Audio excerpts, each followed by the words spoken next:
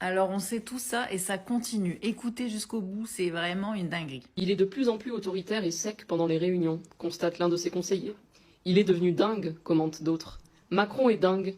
Il a un problème de psyché personnelle, précise le député modem Richard Ramos.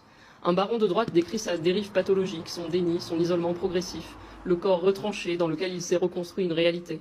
Son ancien Premier ministre, Gabriel Attal, déclare même ne plus comprendre ses décisions. Édouard Philippe appelle à son départ anticipé. Voilà les mots par lesquels les anciens soutiens de M. Macron décrivent le forcené retranché à l'Élysée. Un président qui a réussi un exploit de taille, celui de devenir aussi impopulaire que François Hollande. Un président qui a perdu les 3 plus récentes élections, européennes et législatives, et dont 70% des Français demandent la démission. Pourtant, ce président continue à sévir comme si de rien n'était. Et en monarque déconnecté, il dépense, en témoigne le budget de l'Élysée pour 2026, que nous examinons aujourd'hui. Les dépenses liées aux déplacements présidentiels, qui comprennent à la fois les déplacements diplomatiques et les déplacements hors activité diplomatique, se maintiennent au même niveau qu'en 2025, à savoir 20 millions d'euros pour l'année. C'est 6 millions de plus qu'en 2017. Le tout pour 8 ans de résultats diplomatiques qu'il faut, je crois, de nouveau saluer ce soir.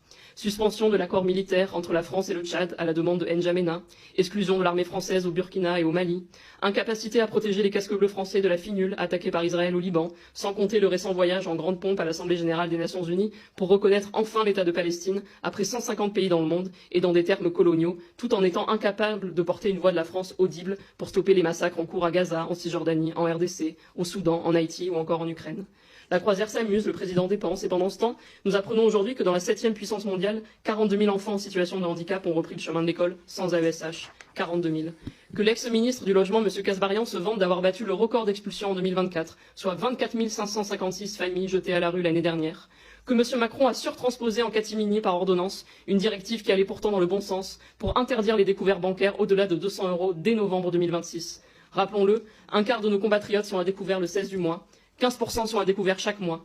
74% des Français préfèrent baisser ou éteindre leur chauffage alors qu'ils ont froid, et ce pour des motifs financiers. Un tiers peine à payer leurs factures de gaz ou d'électricité. Un parent sur 3 se prive de manger pour nourrir ses enfants.